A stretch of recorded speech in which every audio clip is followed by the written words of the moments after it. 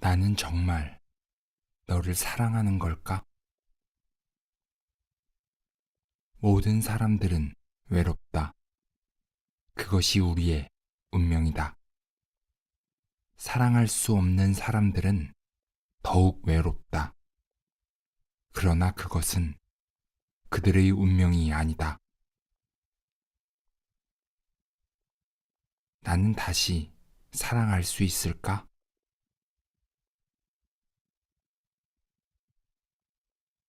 연애를 해본 지 얼마나 지났을까?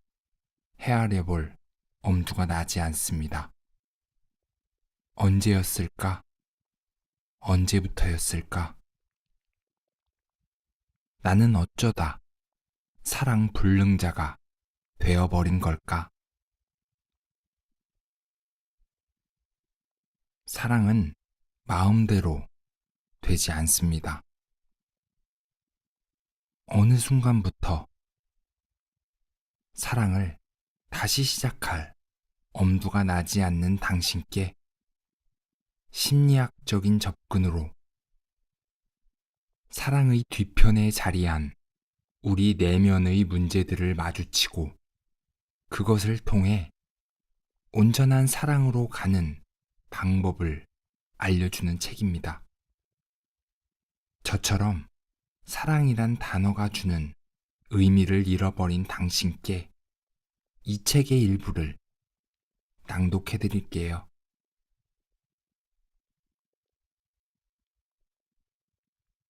사람들은 지독한 외로움으로 사랑을 절실히 원하면서도 사랑을 두려워한다.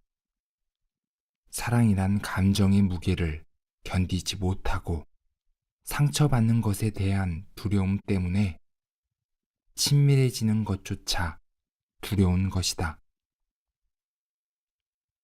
그들은 사랑의 현실 앞에서 쉽게 좌절하고 분노하고는 또다시 사랑의 문을 닫아버린다. 다음에는 절대 내가 먼저 사랑하지 않고 그래서 다시 상처 입지도 않을 거야 라고 결심하면서 하지만 상처를 두려워하면 사랑할 수가 없다.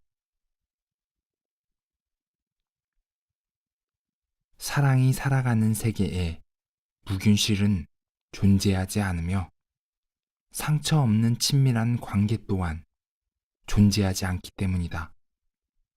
그러니까 사랑은 원래 상처투성이인 인간끼리 만나 서로의 상처를 보듬어 주는 것이다.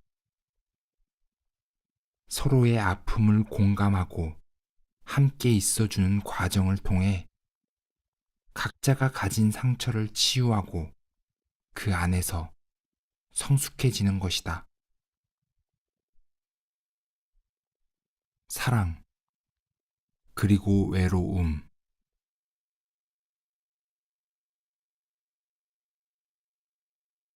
우리의 가슴 한쪽엔 언제나 설명할 수 없는 외로움과 소외감이 메아리를 울리고 있다.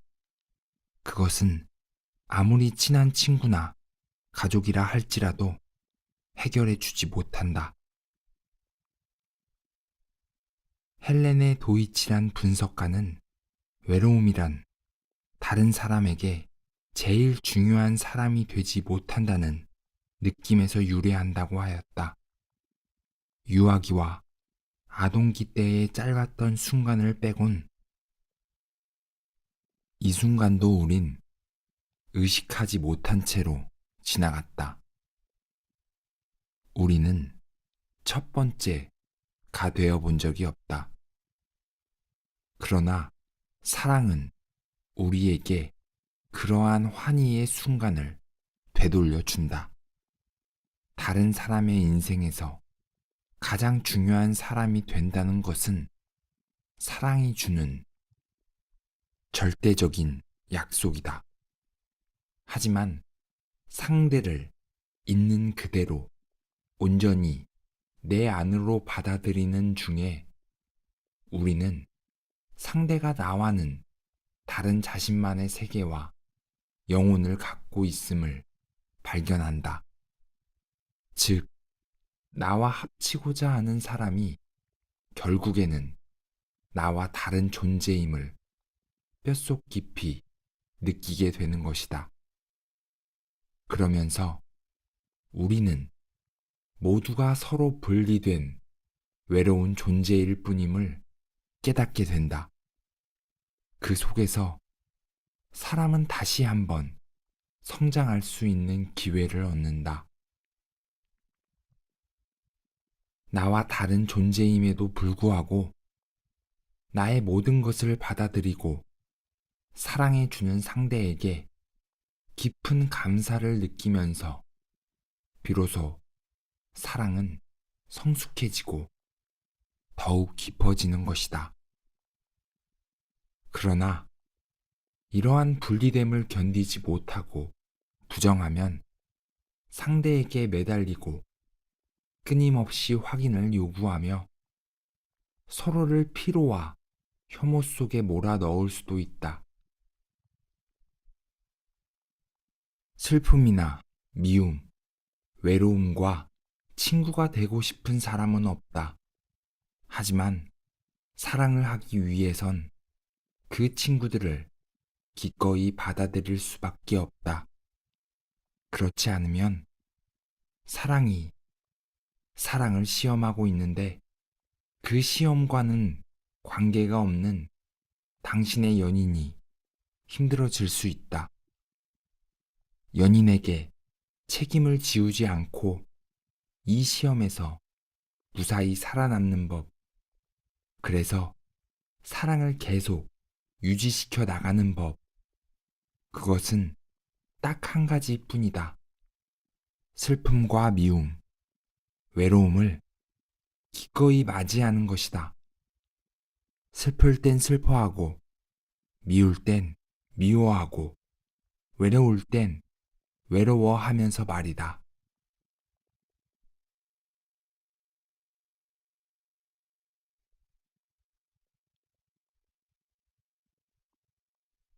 사랑 없이는 단 하루도 견디지 못하는 당신에게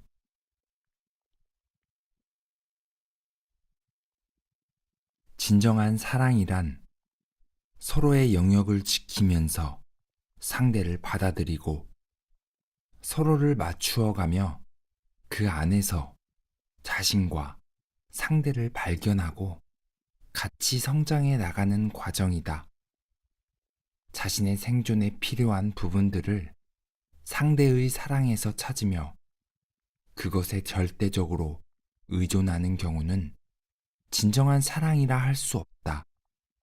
그것은 사랑의 옷을 입은 의존이며 자신을 소멸시켜 상대의 내부로 합입시키는 과정일 뿐이다. 그러므로 자신의 계획과 흥미, 다른 인간관계를 모두 포기하고 안테나를 오로지 상대의 행동에 세우고 있다거나 그 사람을 잃을까봐 불안해하고 버림받지 않기 위해 가능한 모든 행동을 하고 있다면 한번 돌아보라. 그것이 진짜 사랑인지 말이다. 사랑 없이는 단 하루도 견딜 수 없다고 생각하는 당신에게 희망이 될 수 있을지 모르겠지만 다시 사랑을 시작하며 미라 씨가 내게 했던 말을 전하고 싶다. 얼굴 본지 열흘 됐어요. 요즘 그 사람 회사 일 때문에 정신 없거든요. 근데 그런가 보다 해요. 선생님, 저 많이 변했죠? 옛날 같으면 하루만 못 봐도 전화통에 불이 났을 텐데 나는 그렇게 말하며 슬며시 웃는 미라 씨가 그렇게 예쁠 수가 없었다. 하긴 사랑을 하는 그 누군들 안 예쁜 사람이 있으랴만.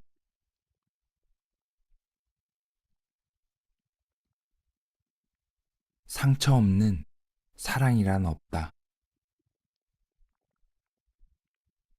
상처 입기를 원하는 사람은 없다. 그리고 누구나 내가 비록 상처를 입었더라도 내 아이에게만은 그 상처를 물려주지 않겠다고 다짐한다.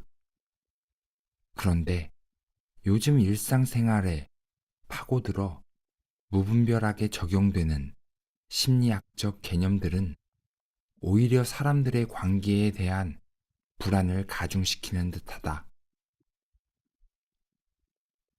누군가 방송에 나와서 이렇게 하면 아이에게 큰 상처가 된다 라고 말하면 사람들은 화들짝 놀라서 어떻게 하면 상처를 예방하고 가장 이상적인 관계를 맺을 수 있을까 골몰하고 거기에 합당한 이상적인 표본을 찾아 모방하기 바쁘다.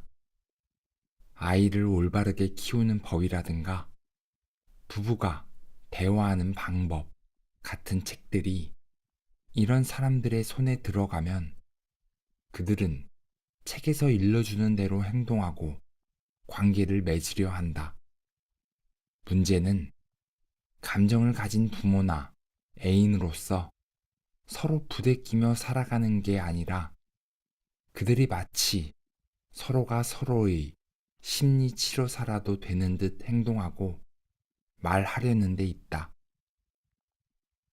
우리의 감정이라는 것은 때론 자기 자신도 잘 모를 만큼 복잡하고 미묘해서 매뉴얼화 할 수 없다. 게다가 그러한 틀에 박힌 관계들 속에서 사랑이란 단어를 하루에 수십 번 입에 올린다 한들 무슨 의미가 있겠는가? 사람 사이의 관계에서 가장 중요한 게 다만 그 관계를 깨뜨리지 않기 위해 노력하는 것일까? 우리가 이쯤에서 다시 생각해 봐야 할 것은 바로 사랑의 의미다. 사람들은 흔히 사랑을 갈등이 없는 상태라고 생각한다. 하지만 사소하게나마 갈등을 겪지 않는 사랑은 실제로 존재하지 않는다. 아마도 사랑을 해본 사람들은 이 사실을 이미 몸으로 깨쳤을 것이다. 싸움 한번 해보지 않은 연인과 부부가 어디 있으랴. 우리는 알고 있다. 그들의 싸움이 아주 사소한 문제로부터 시작된다는 것을. 때로 이 싸움은 그 누구에게도 이익이 되기는커녕 파괴적이며 소모적인 것으로 발전한다. 그러나 이런 소모적인 싸움은 갈등을 본질적으로 해결해 주지 못한다. 심리학자인 에리히 프롬은 이러한 싸움을 진짜 갈등을 회피하기 위한 불필요한 노력이라고 언급한 바 있다. 진짜 갈등은 그들이 속해 있는 내적 현실의 깊은 차원에서 비롯되는 것이다. 그러니까 진짜 갈등을 마주 대하면 갈등의 핵심이 명확해지면 카타르시스를 창출해 서로에 대한 더 깊은 이해와 힘을 갖게 된다.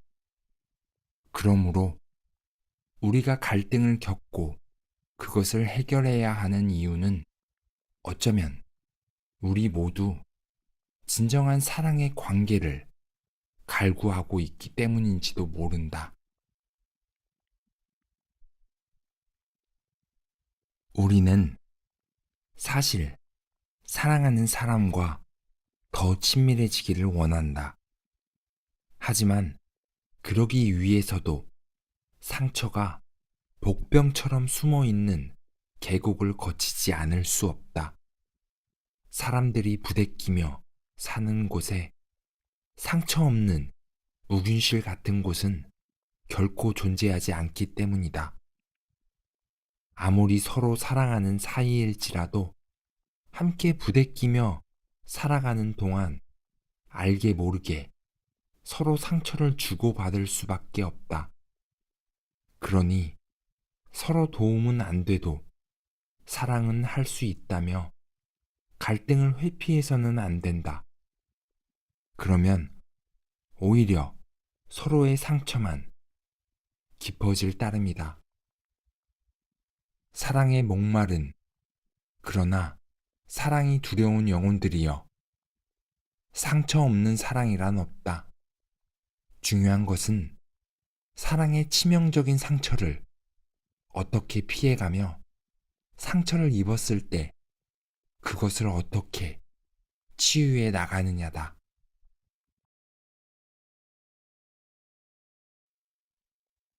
소홀히 넘겨버리는 그러나 아주 중요한 문제. 당신의 지난 사랑의 기억은 지금 어디 있는가? 혹시 당신도 영화 러브레터의 히로코처럼 사람은 가고 없지만 그가 아직 곁에 있는 듯이 살아가는가? 지나간 사랑을 애도하지 못한 사람은 다음 사랑을 맞이할 준비를 할 수 없다. 그리고 스스로도 아직은 사랑을 시작하기엔 너무 이르다고 생각한다. 행여 누군가 다가오더라도 결국 마음을 열지 못한 채 힘없이 돌아서고 만다. 히로코가 떠나보내지 못하는 과거의 기억은 얼음 속에 갇혀있는 잠자리의 모습으로 비유된다. 어느 날 그녀는 눈길에 넘어지면서 우연히 죽어서 얼음에 갇혀있는 잠자리를 발견한다. 썩어서 흙이 되어야 했음에도 살아있을 때 그 모습 그대로인 잠자리는 그녀의 마음속에 살아있는 이츠키의 모습과도 같다. 그래서 그녀는 잠자리를 보면서도 이렇게 말한다. 잘 지내시나요? 사랑하던 사람과의 이별이 오면 그 말 못할 아픔은 먼저 분노의 얼굴로 드러나기 시작한다. 둘의 의도와는 전혀 무관한 이별을 하게 되면 하늘과 운명을 향해 분노하고, 한 사람의 변심으로 인해 원하지 않는 이별을 하게 되면 그 분노의 폭풍은 회오리가 되어 여기저기를 휘젓는다. 그래서 사람들은 이별로 인한 분노를 사귀기 위해 술을 마시거나 아니면 자신 안에 깊고 어두운 동굴을 만들어 당분간 그 안에서 집거하기도 한다. 그러나 아무리 거센 분노의 폭풍이라도 언젠가는 잦아들기 마련이고, 이렇게 분노가 가라앉을 즈음 되면 이번에는 슬픔의 파도가 밀려온다.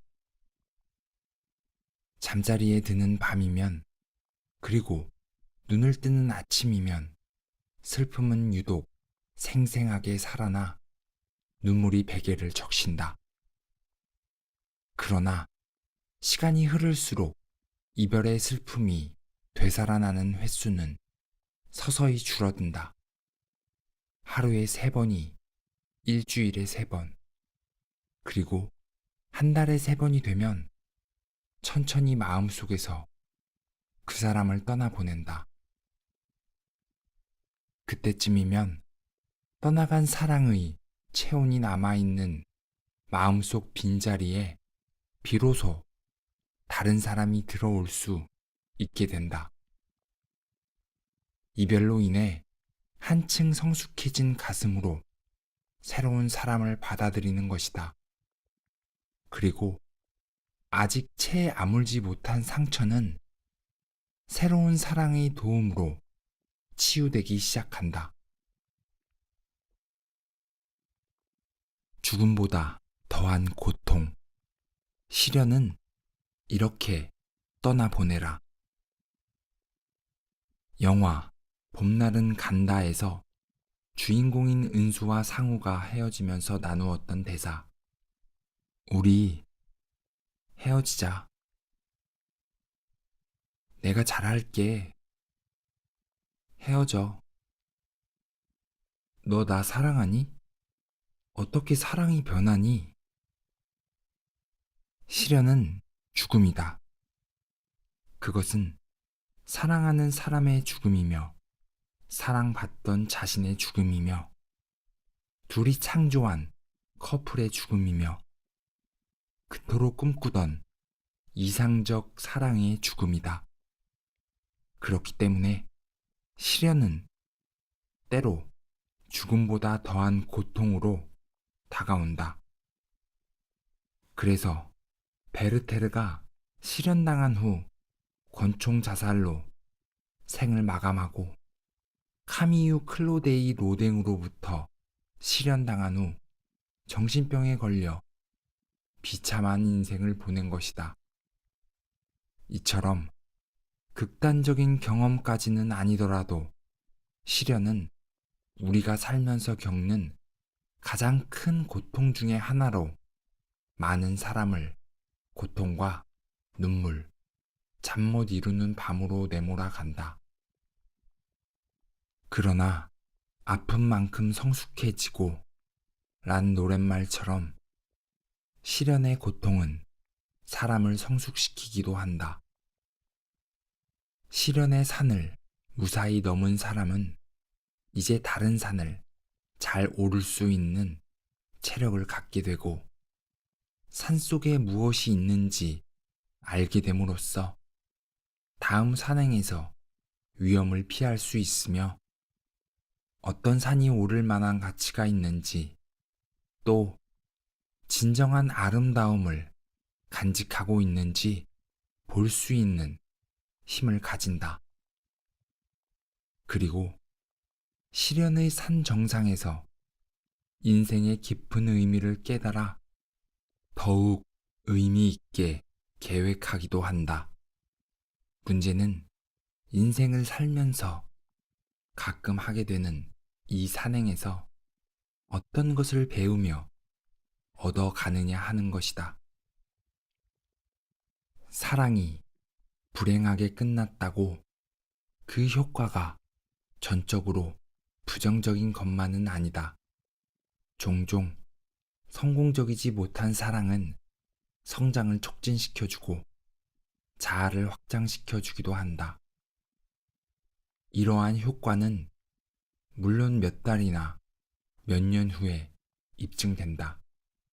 그리고 처음에 산산조각이 나버린 자기의 내부의 깊은 절망으로부터 뭔가가 재편성되며 창조적인 힘이 생겨나기도 한다. 어떤 예술가들은 실현당한 후에 좋은 작품을 만들어내기도 한다. 그런 의미에서 융의 말처럼 시련이란 창조적인 질병으로서 자신의 내부에 있는 악마의 모습까지 여행한 후 거기서 곧바로 솟아오르는 것이다. 즉, 우는 에로스는 도시의 건설자다. 어떤 사람들은 헤어진 후에도 깊은 정서적 애착을 유지한다. 그들만의 기억과 시간을 공유했다는 사실은 그들을 확대된 가족의 개념으로 남게 하기도 한다. 그렇기 때문에 어떤 위기나 힘든 일에 부닥쳤을 때 전 배우자에게 도움을 청하고 그들은 만사를 제쳐놓고 달려와 돕기도 하는 것이다. 또한 잃어버린 사랑에 대한 향수는 우리의 정신에 중요한 기능을 한다. 카사블랑카나 바람과 함께 사라지다 같은 영화는 그것이 보여주는 표면의 이야기보다 그 뒤에 흐르고 있었을지도 모르는 또 다른 이야기 때문에 사람의 심금을 울린다.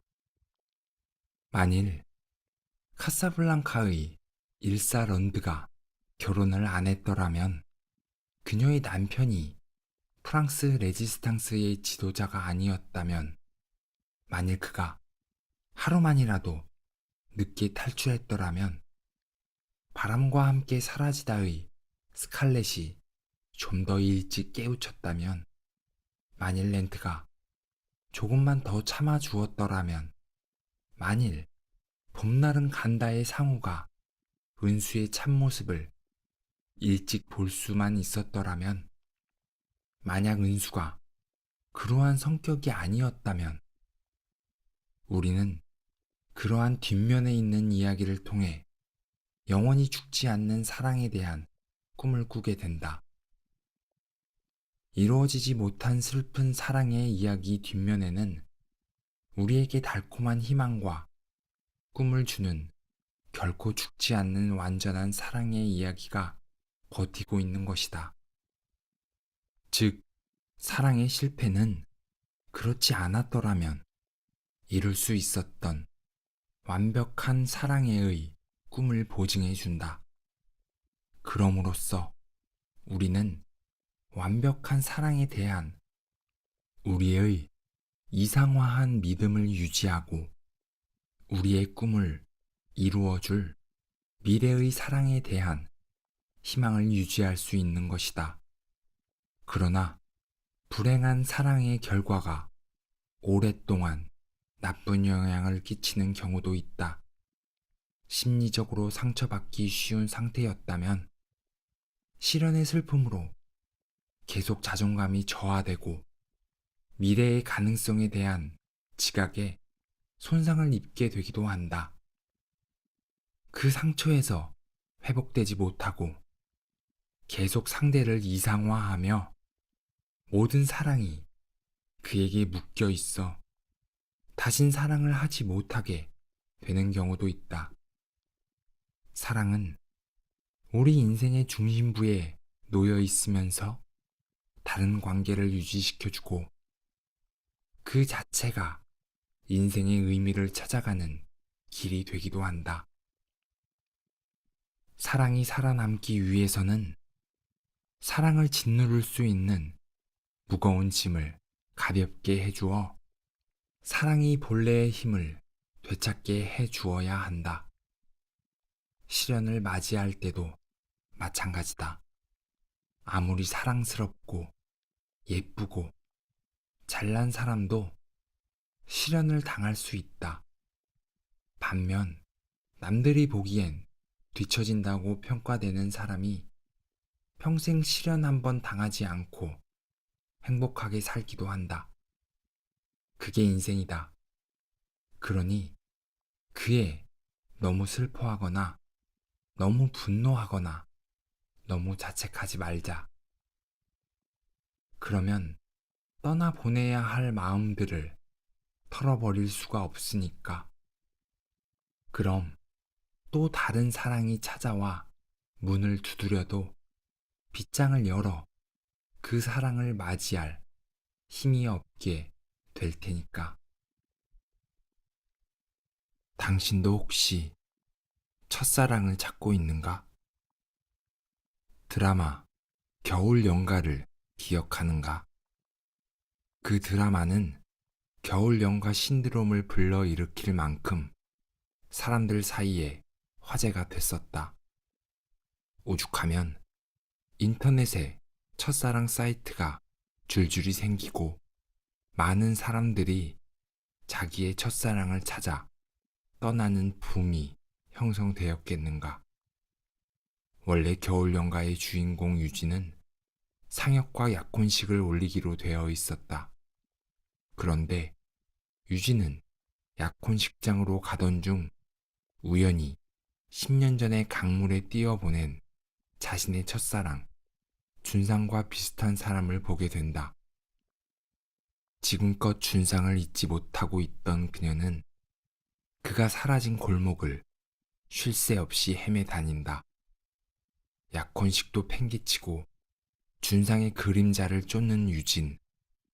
그녀가 한참 뒤 정신을 차렸을 때는 이미 약혼식 시간이 한참 지나버린 때였다.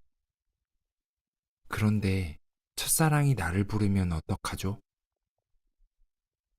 이루지 못한 첫사랑의 안타까움.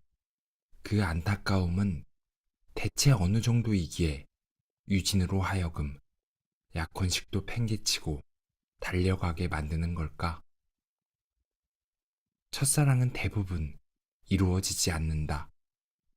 탈무드에도 첫사랑 여인과 결혼한 남자만큼 행복한 사람도 없다 라는 구절이 있다. 그만큼 첫사랑은 을에 이루어지지 않는 것이며 나만 실패한 것이 아니라 대부분 실패하기 때문에 서로 위안이 되기도 한다. 또한 누군가 난 지금 첫사랑과 결혼해서 자식이 몇이고 이렇게 행복하게 살고 있지 라고 하면 김이 빠져 대화는 곧 심드렁해지고 우리는 그것을 믿으려 하지 않는다. 왜 첫사랑은 이루어지기 힘든 것일까? 첫사랑을 맞이할 시기의 우리는 아직 성적인 욕망이나 주체할 수 없는 여러 감정을 처리하기엔 그 힘과 경험이 부족한 상태다.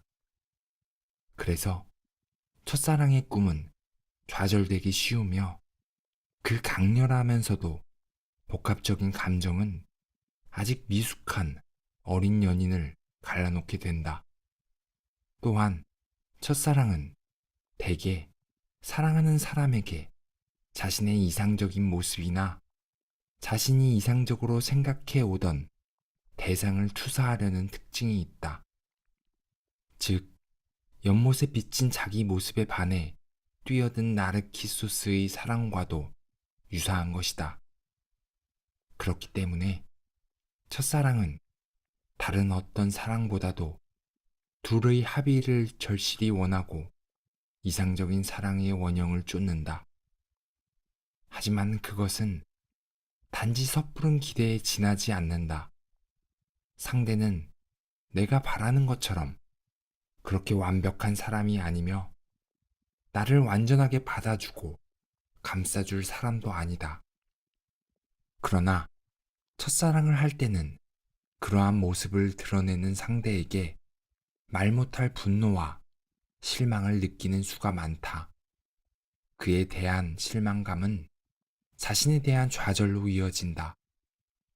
자기의 초라함을 확신시켜주는 대상 곁에 계속 머무르기엔 아직 인생에 대한 경험이 부족하다고 느끼는 것이다. 또한 완벽한 이상적인 연인의 품 안에서 합일의 환희와 평안함을 추구하던 꿈은 현실의 땅 위에선 이루어질 수 없음을 확인하고 절망한다. 이 시기의 젊은이들은 아직은 성에 대한 미숙함과 두려움으로 사랑을 자유롭게 받아들이는데 어려움을 느낀다. 굳이 프로이트를 떠올리지 않더라도 우리는 사랑이 얼마나 사랑하는 사람에 대한 성적 욕망을 강하게 불러일으키는지 알고 있다. 그러나 첫사랑을 하는 초기 성인기에는 이 성적 욕망에 대한 두려움을 느끼고 혼란에 빠지기도 한다. 이러한 첫사랑의 위험성을 잘 묘사하고 있는 영화가 바로 초원의 빛이다. 같은 고등학교에 다니며 첫사랑에 빠진 월마와 버디는 밤마다 서로에 대한 성적 욕망으로 몸부림친다. 성적 억압과 엄격한 부모와의 갈등, 그리고 애인을 잃을지도 모른다는 두려움 속에서 우울증에 빠진 월마는 자살을 시도하고 급기야 정신병원에 입원한다. 이 사건으로 죄책감에 방황하던 버디는 자신을 잘 이해해주는 여자친구를 만나 서서히 첫사랑의 상처를 회복해 간다. 이 영화에서 두 젊은이는 한바탕 사랑의 회오리를 겪은 후 성장한다. 그리고 그들은 서로가 공유한 첫사랑의 기억을 잔잔한 미소로 바라보고 가슴속 깊이 간직하게 된다. 그런데 이상한 것은 아무리 나이가 들어도 첫사랑의 기억은 대부분 잊어버리지 않는다는 사실이다. 그렇다면 왜 첫사랑은 다른 어떤 사랑보다도 아름답고 슬픈 기억으로 남아 평생토록 우리를 그 주변에서 서성이게 만드는 것일까? 오래전에 미국으로 건너가 자수성가하신 숙부님이 몇 년 전 혼자서만 한국을 찾으셨다. 이제 나이가 들어 고향 땅이 그리우신가 보다 했는데 그게 아니었다. 조금은 멋쩍어 하면서 말씀하시길 20대 초반에 처음으로 사랑했던 여자가 어떻게 살고 있는지 찾아서 만나보고 싶다 하셨다. 만나서 뭘 어쩌자는 것이 아니라 단지 그냥 보고 싶을 뿐이라며 한 달 남짓 일정으로 한국에 오신 게 그런 이유였다니. 당시 나로서는 이해하기 좀 힘들었다. 하지만 지금은 어렴풋이 알 것도 같다. 아마도 첫사랑은 우리가 꿈꾸는 가장 이상적인 대상을 사랑하는 것이기에 애태우던 기억이 가슴속에서 지워지지 않는 게 아닐까? 실패했음에도 불구하고 말이다. 더군다나 세월이 흐르면서 좌절과 실망의 나락에 빠진 기억은 사라지고 아름다운 기억만 남기 마련이니까.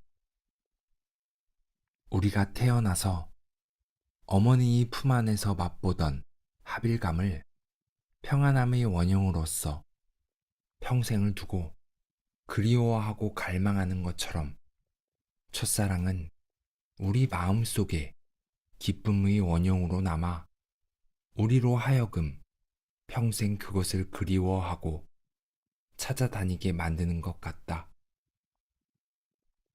또 하나, 우리가 첫사랑을 잊을 수 없는 이유는 첫사랑이 우리 인생에 있어서 극적인 전환점에 위치하고 있기 때문이다. 첫사랑은 우리가 부모로부터 심리적인 이별을 최종적으로 완성할 수 있게 해주는 달이다. 모든 연인에게 그의 새로운 사랑은 그가 이전에 맞이한 다른 어떤 관계보다도 우선시된다. 첫사랑에 있어서는 특히 더 그렇다. 로미오와 줄리엣이 부모로부터 심리적으로 이별하고자 하는 욕구는 두 집안의 갈등과 전쟁으로 은유된다. 이야기가 진행되면서 줄리엣은 그녀의 부모와 유모로부터 떨어져 나가고 마지막에는 과거로부터 자유로워져서 비로소 연인과 사랑에게로 밀착된다. 로미오 역시 친구와 가족으로부터 멀어진다. 첫사랑은 과거에 있었던 관계의 종말인 동시에 새로운 관계의 시작 지점에 있다. 따라서 첫사랑은 그것이 지속되는가의 여부와 상관없이 우리의 성장에 있어서 중요한 이정표가 된다. 그것은 이전에 흩어져 있는 부분적인 욕망과 충동, 느낌 등을 통합하도록 하는 성인기 사랑의 첫 단추인 것이다. 괴테의 첫사랑 이야기에서도 우리는 그가 얼마나 첫사랑의 기억을 끝까지 잊지 못했는지 들여다보게 된다. 분명 그의 첫사랑 또한 좌절과 실망으로 끝났음에도 말이다. 그의 첫사랑은 21살의 나이에 만났던 프리데케였다. 대학생이던 그는 어느 날 작고 평화로운 시골 마을인 제젠하임의 목사인 야콥 브리옹을 만나러 갔다. 그런데 그때 그는 야콥의 둘째 딸인 프리데리케를 보자마자 사랑에 빠져버렸다. 그는 시골의 한적한 분위기와 아름답고 상냥한 프리데리케, 그리고 브리옹과의 가정적인 분위기에 사로잡혀 그녀와 달콤한 미러를 속삭였다. 그러나 그들의 사랑은 이어지지 못했다. 괴테가 그녀를 멀리하게 된 이유는 두 가지였다. 하나는 그녀가 시골 처녀로서 세련된 맛을 보여주지 못했다는 점이고, 둘째는 그녀가 체질적으로 약하고 병을 앓고 있었다는 점이다.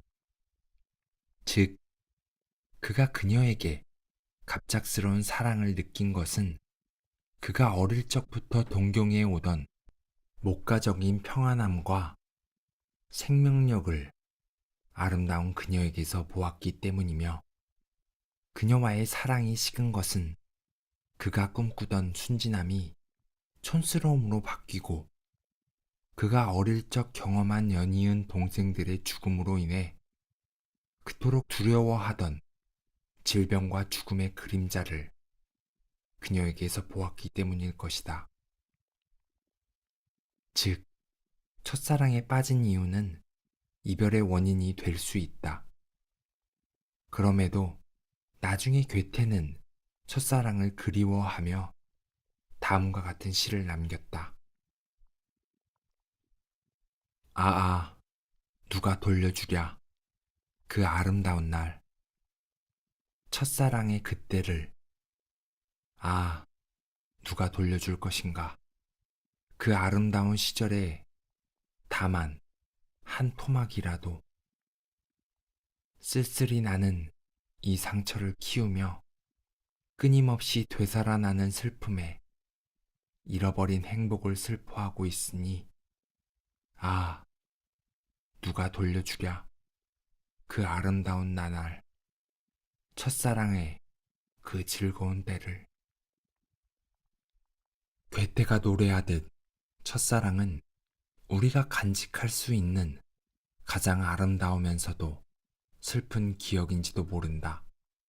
동시에 첫사랑은 성장이라는 여행길에서 우리가 성인의 사랑으로 진입하기 위해 지나쳐야 했던 땅이며, 우리의 기억 속에서 영원히 마르지 않는 생명력을 간직하고 있는 영토이기도 하다. 그렇기 때문에 예순이 넘은 노인이 첫사랑이 궁금해 서성이기도 하고, 이른이 넘은 대문호 괴테도 이전에 못다한 첫사랑을 회복하고 싶어 했다. 그렇다면 그들이 첫사랑을 다시 만난다면 어떻게 될까? 떠도는 이야기 중에 첫사랑을 다시 만나지 않는 것이 좋다는 말이 있다. 그의 경우 첫사랑을 다시 만난다 해도 관계를 지속시키다 보면 과거에 받은 좌절과 실망이 다시 떠올라 헤어지기가 쉽기 때문이다. 물론 첫사랑을 만나 그 사랑을 완성했다는 이야기도 드물게 들린다. 그것이 어떻게 가능할까? 아마도 예전에 그들은 서로 감정적으로 미성숙했을 것이고, 서로에 대한 이상과 현실 사이의 괴리 속에서 괴로워하다가 헤어졌을 것이다. 그 후 다른 사람을 만나 사랑이라는 것의 속성을 온몸으로 배우고 끌어안았을 테고, 그래서 그들이 다시 만났을 때는 서로에 대한 소중함을 다시금 확인하며 예전과 달리 조심스럽게 사랑을 만들어 갔을 것이다.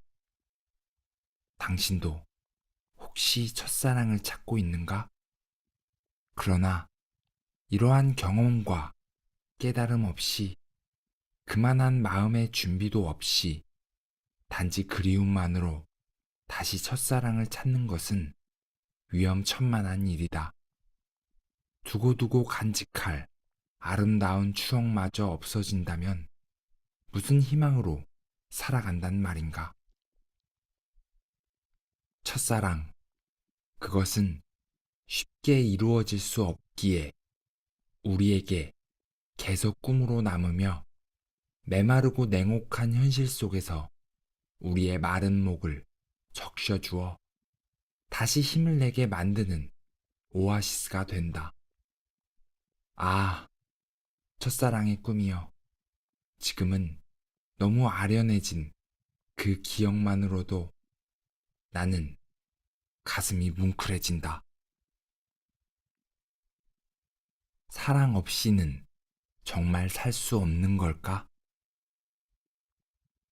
사람은 사랑이 있어야만 제대로 태어나고 자랄 수 있는 운명을 지녔다. 그리고 사랑은 인간을 동물과 구분 지어주는 중요한 요소들 중 하나다. 그래서 세상의 모든 사람은 사랑을 하며 살아간다. 그것이 남자든 여자든 가족이든 혹은 그보다 훨씬 많은 사람이든 아니면 예술이나 자신이 하고 있는 일이든 결국 어떤 형태로든 모두 사랑을 하며 사는 것이다. 사랑을 온몸으로 껴안은 사람만이 진정으로 자유롭다. 어쩌면 이것이 우리의 삶의 목표인지도 모른다. 적어도 나에게는 그렇다. 나에게 허락된 삶의 마지막까지 나는 노력할 것이다. 후회 없이 사랑하고 사랑받다 갈 수 있도록.